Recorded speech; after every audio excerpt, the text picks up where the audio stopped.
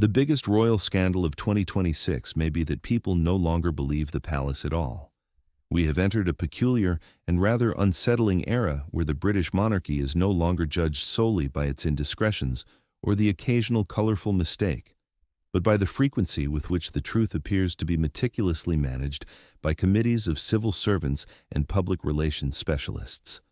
In the grand, silent halls of Windsor, in the high-ceilinged offices of Buckingham Palace, there is a palpable sense of unease, as the old guard realizes that the public's traditional deference has evaporated like morning mist on the Thames. A source close to palace circles has whispered that the internal mood is one of quiet, frantic recalibration, as the machinery that once hummed with the quiet authority of the late Queen now sputters in a world that demands a transparency they simply aren't prepared to give. It is no longer enough to simply exist as a symbol. The modern viewer is an amateur detective, scrutinizing every frame of a video and every syllable of a press release for the inevitable manipulation that they have come to expect. This transition from a state of unquestioned mystique to a climate of deep-seated suspicion marks a fundamental shift in the social contract between the crown and the people, a shift that threatens to redefine the institution for the remainder of the century. The loss of Queen Elizabeth II left a void that was not just constitutional, but deeply psychological. A structural beam removed from a house that now feels increasingly drafty and exposed to the elements. Without her steadying, almost mystical presence, every message emitted from the palace today lands in a climate that is not just critical, but fundamentally skeptical of the motives behind the words. We see King Charles and Prince William facing a monarchy that looks significantly less united and far more defensive than it did a mere decade ago, struggling to find their footing in a landscape where the old "never complain, never explain" mantra has been weaponized against them. A well-placed source suggests that behind closed doors there is a deep-seated frustration, a sense of being trapped in a chess match against opponents who have long since stopped following the traditional rules of engagement. The internal monologue of the senior royals is likely one of bewilderment. They were raised to believe that silence was their greatest shield, only to find that in 2026, silence is interpreted as a confession of guilt, or perhaps worse, a sign of irrelevance. This pressure of constant justification is a heavy burden, creating an atmosphere of institutional anxiety that trickles down from the sovereign to the lowliest staff member, all while the long-term consequence of this erosion of trust remains a dark cloud on the horizon. One cannot look at the current state of affairs without acknowledging the shadows cast by the previous years, particularly the scars left by Catherine's health battle and the subsequent fallout of the photographic controversies that shook the foundations of Kensington Palace. While we recently saw the family reunite for the Easter service at St. George's Chapel, the first such appearance by the Wales family in 3 years, the image of a unified front feels to many like a carefully staged performance rather than a natural progression of family life. A source behind closed doors has described the inner monologue of the Prince of Wales as one of immense, suffocating pressure, balancing the protective instincts of a husband and father against the relentless, often cruel demands of a public that feels entitled to every detail of his wife's recovery. There is a haunting sense that the palace's attempts to protect Catherine during her remission have inadvertently created a vacuum of information that the most cynical voices are only too happy to fill, despite the king himself showing the way with a more open approach to his own reduced treatment schedule. The surrounding atmosphere is no longer one of simple, respectful admiration, but of a guarded, almost tactical observation, as if the collective audience is waiting for the next slip in the narrative to confirm their growing doubts about what is being hidden. And then, of course, we must address the persistent, exhausting noise from Montecito, where the Duke and Duchess of Sussex continue their tireless campaign for a relevance that seems to be slipping through their fingers like sand. As they prepare for what some are already calling a pretend royal tour of Australia this April, funded privately and devoid of any official diplomatic weight, one can only shake one's head at the sheer transparency of the endeavor. Prince Harry's recent appearance at a digital governance summit preaching the virtues of online safety while his own narrative remains a primary source of online conflict, strikes a particularly discordant note for those of us who appreciate the irony. A source within the inner circle notes that the senior royals view these excursions not as a genuine threat, but as a persistent, wearying irritation, a fly in the ointment that forces the palace back into a defensive posture they are desperate to shed. The cynicism regarding the Sussexes is no longer limited to the British tabloids. It has become the default setting for a public that has seen the truth served up in so many contradictory layers that the appetite for their specific brand of drama has significantly soured. This ongoing briefing war across the Atlantic has fused with the palace's own communications failures to create a single, damaging public verdict. The royal mystique has been traded for a messy public quarrel over optics and money. As we look toward the remainder of 2026, the question is not whether the monarchy can survive a single scandal, but whether it can survive the death of deference itself. The long-term consequences of this managed truth era are profound, as the institution finds itself caught between the old world of dignified silence and a new world of digital transparency it has yet to master. Every controlled leak and every airbrushed photograph is now a potential landmine, capable of triggering a crisis of trust that no amount of royal pageantry can easily repair. Someone close to palace circles reflects that the current leadership is essentially fighting a rearguard action, trying to protect the sanctity of the crown while the very concept of sanctity is being dismantled by a public that values authenticity over authority. The pressure within the institution is immense as they realize that the mystery which once protected them has become a liability in an age of instant, unvarnished scrutiny. We are witnessing the slow, painful evolution of the monarchy into something far more defensive and far less certain of its place in the hearts of the people, a transformation that may well be the defining story of the decade. Before we continue, take a second to subscribe. These videos don't always get recommended, and this way you won't miss the next one. The true anatomy of a digital disaster is rarely found in the pixels themselves, but in the frantic, claustrophobic atmosphere that precedes the send button being pressed in a gilded office. When we look back at the controversy surrounding Catherine's edited family photograph, we are not merely looking at a clumsy bit of amateur retouching. We are witnessing the moment the illusion of royal control finally shattered against the cold glass of the smartphone age. Behind the heavy curtains of Kensington Palace, a well-placed source has described a scene of mounting desperation, where the desire to project an image of serene normalcy for the children collided head-on with the brutal reality of a recovery that could not be hurried. The inner monologue of the princess during those weeks was likely one of profound vulnerability.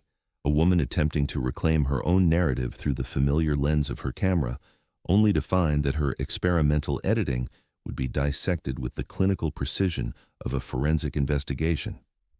This was the first time the public's instinctive trust in a royal image was met with a kill notice from the world's leading news agencies, a humiliation that transformed an intended gesture of warmth into a symbol of institutional deception. The surrounding pressure during this period was exacerbated by a palace communications team that seemed fundamentally ill-equipped to handle the viral velocity of modern skepticism. As the rumors regarding Catherine's whereabouts and health reached a fever pitch, the decision to release a manipulated image was not just a mistake. It was an admission of a deeper, more systemic panic. A source within the inner circle suggests that the atmosphere was thick with a defensive, almost siege-like mentality, where the traditional methods of managing the press were proving utterly useless against a global audience that had become its own jury. Every minor adjustment to a sleeve or a staircase in that photograph became a thread that, when pulled, unraveled the carefully maintained mystique of the Wales family. The long-term consequence of this digital misstep is that the candid royal photograph is effectively dead. Every image released henceforth is viewed through a lens of suspicion, as if the public is constantly searching for the hidden seam where the reality ends and the palace's management begins. We must also consider the weight of the broader scandals pressing in on the institution during this time, most notably the escalating fallout surrounding Andrew Mountbatten Windsor. In the spring of 2026, as Catherine was attempting to navigate her return to the public eye with a summer of strength, the arrest of the king's brother on suspicion of misconduct in public office created a climate where every royal action was scrutinized for signs of a cover-up. This environment of heightened alertness meant that even a relatively minor editing error was amplified into an existential crisis for the monarchy. A well-placed source has noted that the Prince of Wales felt a simmering rage at how his wife's recovery was being overshadowed by the institutional failures of the past, creating a sense of isolation within the very family they were trying to protect. The pressure to remain poised and queen-in-waiting, while the foundations of the house were being shaken by the York scandal, is a psychological burden that few could truly fathom. The shift in Catherine's public persona since her remission has been described by some as a profound recalibration of her role, moving away from the effortless perfection of the past toward a more deliberate, selective visibility.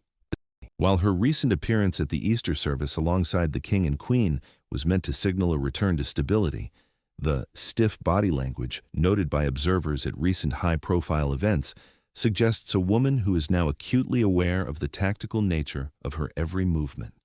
An insider behind closed doors reveals that the princess has adopted a more guarded approach, prioritizing her wellness and personal growth over the relentless demands of a royal schedule that once dictated her life.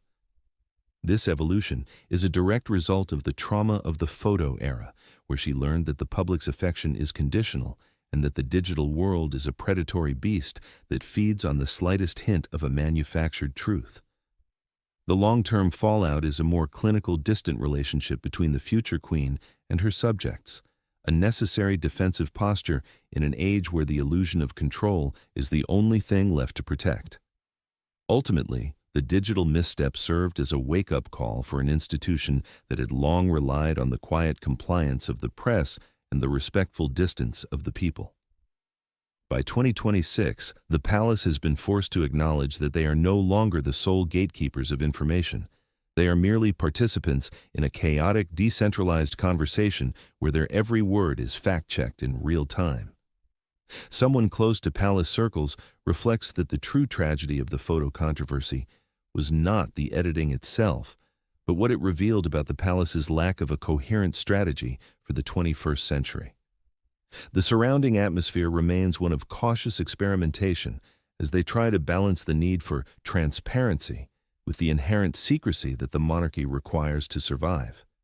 The consequence of failing to strike this balance is a permanent erosion of trust, leaving the public to wonder if they are seeing a genuine family or a series of carefully curated pixels designed to hide a much darker reality. The narrative now turns to the role of the King and the Prince of Wales, who find themselves leading a monarchy that feels increasingly under siege from within and without. As we move forward, we will examine how the defensive crown is attempting to navigate the wreckage of these communication failures while simultaneously dealing with the persistent, distracting noise from across the Atlantic. The transition from the era of Elizabeth to the era of the managed truth has been far more turbulent than anyone in the palace dared to predict, and the scars left by the digital missteps of 2024 and 2025 are still very much visible in the hesitant, guarded movements of the royal family today. The illusion of control has been replaced by a grim determination to endure, even as the public's verdict becomes increasingly unforgiving. Turning our gaze across the Atlantic, we encounter a spectacle that has become as predictable as it is exhausting: the relentless self-choreographed maneuvers of the Duke and Duchess of Sussex, whose thirst for the limelight seems only to intensify as their professional foundations begin to crumble. As we approach mid-April 2026, we are witnessing the launch of what many in London are calling a pretend royal tour of Australia, a privately funded excursion that attempts to replicate the magic of their 2018 visit without the pesky oversight of the British government. A source within the inner circle has described the atmosphere in Montecito as one of quiet, frantic planning, as the couple realizes that with their major Netflix and Spotify partnerships having dissolved in early March, the Sussex brand is in desperate need of a new infusion of public interest. The inner monologue of the Duchess is likely one of steely determination, viewing this Australian jaunt, complete with a Her Best Life retreat in Sydney, featuring eye-watering ticket prices of £1,400, as a necessary stage for her latest rebranding effort.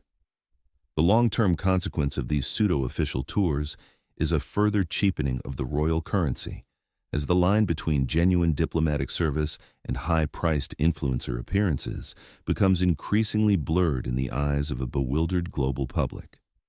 This Australian endeavor is not merely about philanthropy. It is a calculated marketing blitz for Meghan's lifestyle brand, which has recently undergone yet another identity crisis, shifting from American Riviera Orchard to the somewhat enigmatically titled As Ever. A well-placed source has noted that the rebranding was born out of a realization that the previous name felt more like a manufacturing label than a luxury lifestyle destination, reflecting a deeper struggle to find a coherent voice in a crowded marketplace. While the Duchess occupies herself with jam jar diplomacy, leaving rare Instagram comments for former co-stars about en route preserves, the underlying reality is one of significant financial and professional pressure after the loss of her lucrative Netflix deal. The surrounding atmosphere is thick with a sense of last-ditch effort, where every public engagement in Melbourne or Canberra must serve double duty as both a charitable photo op and a commercial launchpad. The long-term fallout of this pivot to lifestyle guru while clinging to a title is a deepening of the public's skepticism as they watch a former senior royal trade the dignity of the crown for the fluctuating fortunes of an e-commerce platform. Perhaps most revealing of the current Sussex dynamic are the whispers regarding Prince Harry's state of mind as his wife contemplates a high-profile return to her former profession. A source behind closed doors has claimed that Harry is currently riddled with worry over reports that Meghan is seeking daring, more provocative acting roles to jumpstart her Hollywood comeback. His inner monologue is said to be one of profound unease and underlying anxiety about how a return to the intense chemistry of a film set might shift their domestic dynamic after years of presenting a unified, isolated front in California. While he publicly supports her ambitions, the surrounding pressure of their dwindling options has forced a confrontation with a reality he likely never anticipated, that the quiet life of a private citizen is insufficient for a partner who believes she is destined for the global stage. The consequence of this tension is a perceptible crack in the brand Sussex facade, as the prince finds himself caught between his desire for a peaceful, secluded existence and the Duchess's need to remain at the center of the cultural conversation. While the Duke and Duchess are busy navigating their own manufactured dramas, the palace views these transatlantic distractions as a persistent, wearying irritation that complicates an already delicate situation at home. Someone close to palace circles reflects that the King and the Prince of Wales have largely tuned out the noise from Montecito, viewing the Australian tour as a transparent attempt to maintain a relevance that is rapidly aging out. However, the surrounding atmosphere in London is further clouded by the looming threat of a nuclear memoir from Sarah Ferguson, who is reportedly ready to blow up the bridges after her eviction from Royal Lodge and the latest revelations in the 2026 Epstein files. The internal monologue of the senior royals is one of institutional siege, where the spare voices of the family, both the exiles in California and the pariahs in Windsor, are threatening to drown out the work of the core monarchy. The long-term consequence is a house that feels perpetually under repair, forced to address the grievances of the past and the ambitions of the self-excluded while trying to maintain the dignity required for the future. Ultimately, the Montecito murmurs serve as a cautionary tale of what happens when the pursuit of individual fame overrides the commitment to institutional duty. The briefing wars have evolved into a one-sided campaign where the Sussexes' every move is scrutinized for its commercial intent, leaving little room for the genuine philanthropic impact they claim to seek. A source within the inner circle observes that the public has become largely immune to the drama and quarrels, seeing them now as a predictable byproduct of a couple who gave up the protection of the palace for the volatility of the open market. As Harry lectures digital governance professionals on the importance of privacy and accountability, the irony is not lost on an audience that remembers every detail of his own tell-all disclosures. The surrounding pressure of their current financial landscape means that the unvarnished look they promised has become a series of curated vignettes designed to sell a lifestyle rather than share a truth, leaving the royal mystique further damaged in the process. The internal psychological landscape of King Charles and Prince William in this spring of 2026 is one of a house divided, not by intent, but by the sheer crushing weight of an era that no longer grants them the luxury of shadow. We are seeing a sovereign and an heir who are undeniably united in their defense of the institution, yet their quiet, tense conversations behind the closed doors of Highgrove or Adelaide Cottage likely revolve around a single chilling realization. The old methods of never complain, never explain are fundamentally failing them in a modern, cynical age. A well-placed source has hinted that the atmosphere between father and son has shifted from the complex bond of the past to a weary mutual respect forged in the fires of back-to-back crises. The inner monologue of the king, as he prepares for his controversial state visit to the United States later this month, is said to be one of quiet resilience balanced against the reality of a public whose support for the monarchy has reached its lowest level on record. This is no longer the celebratory transition of a new reign. It is a tactical rearguard action where every gesture of openness about the king's health is a calculated attempt to reclaim the transparency the public now demands as a right rather than a privilege. The evolution of the relationship between King Charles and Prince William is perhaps the most significant structural change within the palace since the passing of the late Queen. Where there was once a distance born of the king's own demanding schedule and the prince's desire for a relatively normal home life, there is now a sincere appreciation on William's part for the intense circumstances his father has navigated for decades. A longtime family acquaintance suggests that William's own journey into fatherhood and the protective wall he has built around Catherine and their children has given him a sympathetic perspective on the scrutiny Charles faced during his own darkest times. However, this new unity is being tested by the relentless fly in the ointment that is the Duke of York, whose arrest in February on suspicion of misconduct in public office has sent shockwaves through the very foundations of the crown. The surrounding pressure of the Andrew scandal forces the king and the prince into a defensive posture they are desperate to shed, as they realize that the public no longer differentiates between the working royals and the pariahs who still reside on the royal estates.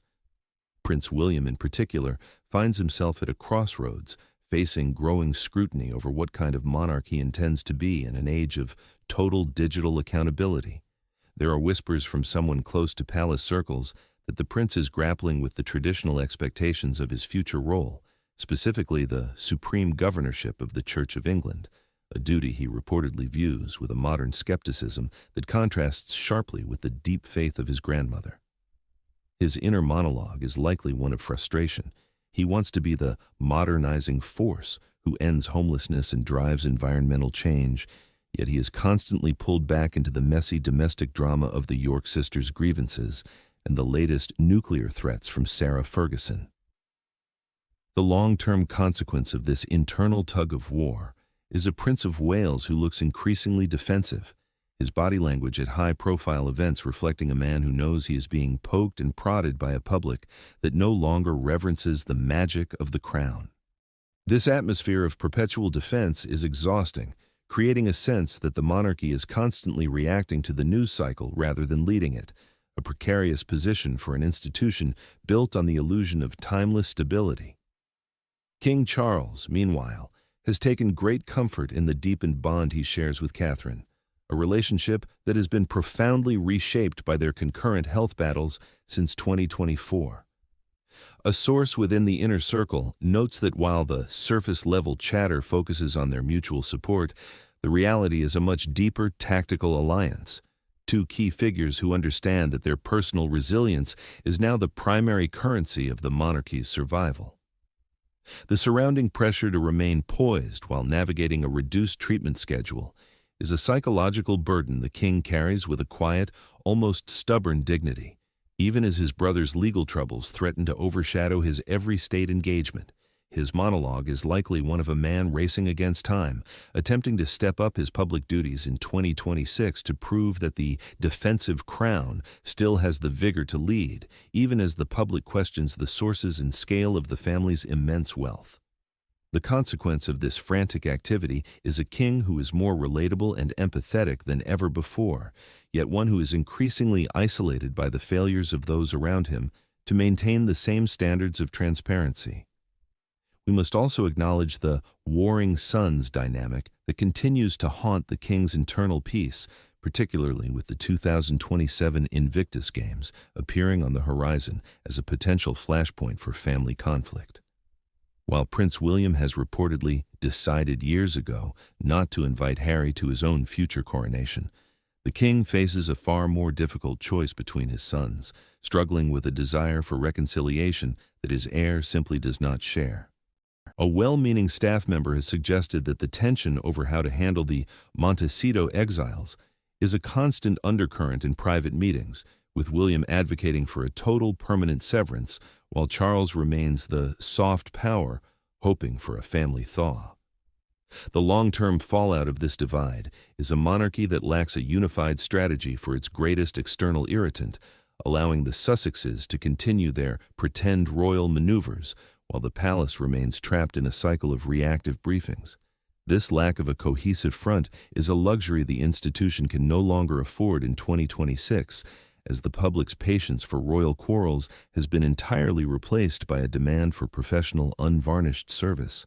As the King and the Prince of Wales look toward the delicate diplomatic situation of the upcoming U.S. state visit, they do so as a team that is functional but under immense strain. They are leading a monarchy that is edging toward modernity out of necessity rather than choice, forced to trade the old shroud of secrecy for a daylight that is often harsh and unforgiving. Someone behind closed doors reflects that the true crisis of the defensive crown is that the more they reveal, the more the public expects, creating a cycle of transparency that could eventually dismantle the very privilege they are trying to protect. The surrounding atmosphere remains one of guarded optimism, yet the shadows of the Andrew arrest and the persistent noise from California ensure that the house divided will remain a house under siege for the foreseeable future. The consequence of this era of managed truth is that the king and his heir are no longer just symbols of the nation. They are the chief executives of a brand in crisis, fighting to ensure that the unvarnished look at the monarchy they are being forced to provide doesn't lead to its ultimate fatal irrelevance. Fergie Book. Rumors, and she knows where bodies are buried. This video explores the additional pressure on the internal royal dynamic, as Sarah Ferguson reportedly prepares a tell-all memoir amid the ongoing York family scandals. Fergie Book rumors everywhere, and she knows where bodies are buried. Royal exclusive, YouTube Royal exclusive, 36,000 views. The visual of a slimmed-down monarchy has finally transitioned from a theoretical concept into a stark, almost startling reality on the steps of St. George's Chapel this April 2026. As we watch the King and the Princess of Wales lead a significantly reduced group into the Easter Matin service, the atmosphere was one of calculated serenity, yet the underlying pressure of the recent months was impossible to ignore. A source within the inner circle has suggested that the internal monologue of those walking that path was not one of celebration, but of a quiet, steel-edged relief that they could at least present a front of normalcy after the seismic shock of the previous weeks. For Catherine, attending this service for the first time in 3 years, the weight of being the savior of the royal brand must have felt immense, a psychological burden she carried beneath a beige suit and a practiced, resilient smile. The surrounding air in Windsor was thick with a guarded optimism, yet the long-term consequence of this leaner institution is that there is no longer any room for error. The firm has been pruned so far back that every subsequent tremor in the family tree threatens the stability of the entire structure. The shadow loitering over that sunny morning was, of course, the conspicuous absence of the man now known simply as Andrew Mountbatten Windsor, following his unprecedented arrest in February on suspicion of misconduct in public office. A source behind closed doors whispers that the king's decision to allow the police full and wholehearted cooperation was a moment of profound personal agony, yet a tactical necessity to prevent the entire monarchy from being swallowed by the Epstein revelations once and for all. Charles's inner monologue during these tense months has likely been a battle between the instincts of a brother and the duties of a sovereign who knows that the public no longer differentiates between the individual and the institution. The surrounding atmosphere within the palace is one of institutional siege, with staff members reportedly instructed to treat the York family's legal woes as a private matter, even as police searches at Sandringham and the Royal Lodge became global headlines. The consequence of this nuclear fallout is a monarchy that has been forced to cannibalize its own members to survive, a brutal strategy that has left the king and his heir looking noticeably more defensive and far more isolated than their predecessors ever were. As we look toward the end of this month, the king prepares for a state visit to the United States that some are calling the ultimate test of his managed truth era. Receiving an invitation to address a joint meeting of Congress and being hosted by President Trump at the White House is a momentous occasion, yet a well-placed source notes that Charles is acutely aware of the heavy lifting required to maintain the UK's diplomatic standing amidst these domestic scandals. The pressure is amplified by the realization that while he is dining at a White House banquet, the American public, and indeed his own youngest son, will be scrutinizing his every move for a sign of weakness or a hint of the managed mystique failing. Someone close to palace circles reflects that the king's monologue is one of quiet, weary determination to prove that the British crown still possesses a special relationship that transcends the tabloid noise, even as the Epstein hearings in the U.S. House Committee continue to cast a long, dark shadow over his brother's legacy. The long-term fallout of this visit will be a definitive verdict on whether Charles can truly lead as a global statesman while his own house is still undergoing a forensic and often painful public renovation. Meanwhile, the pretend royal tour of Australia by the Duke and Duchess of Sussex continues to serve as a tiresome, high-priced distraction from the core business of the monarchy. As they move through Melbourne and Canberra, focusing on Meghan's Her Best Life retreat with its £1,400 entry fees, the cynicism from London is almost palpable. A source within the inner circle describes the Sussexes' maneuverings as a calculated attempt to replicate the magic of a state visit without any of the constitutional accountability, a move that is viewed by the palace as a transparent effort to bolster a brand that has lost its major production deals. The surrounding atmosphere in the Australian press has been a mix of curiosity and skepticism, with many questioning whether jam-jar diplomacy can ever truly compete with the gravitas of a sovereign on a state mission. The consequence of this ongoing transatlantic quarrel is a public that is increasingly exhausted by the drama, viewing the Sussexes not as a revolutionary alternative, but as a cautionary tale of what happens when the royal mystique is traded for a seat at the influencer's table. The final verdict on this palace cover-up era is that the monarchy has survived by becoming more clinical, more defensive, and undeniably more exposed.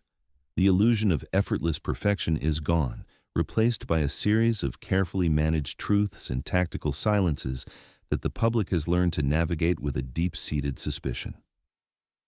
A well-placed source reflects that while the firm has slimmed down and tightened its ranks, it has lost that peculiar mystical quality that once made it feel timeless and untouchable. The inner monologue of the institution now seems to be one of survival at any cost, a realization that the public no longer believes the palace simply because they are told to. The surrounding pressure of the 21st century has forced the Windsors into a daylight they never truly wanted, and the long-term consequence is a relationship with the people that is now based on transparency and performance rather than the ancient quiet bond of deference. As we close this chapter, one is left to ponder whether the crown can ever truly regain its luster in an age of forensic scrutiny and digital cynicism. The situation is grave, yet there is a certain unvarnished dignity in the way the core family has chosen to endure, even as the shadows of the past continue to loom large. Leave your thoughts below. I read every word you write, and I'm curious to know if you feel the trust can ever be fully restored. And if you value this unvarnished look at the monarchy, do ensure you are subscribed and share this with those who appreciate the truth. It is only through these honest, often difficult conversations that we can truly understand the weight of the crown in 2026.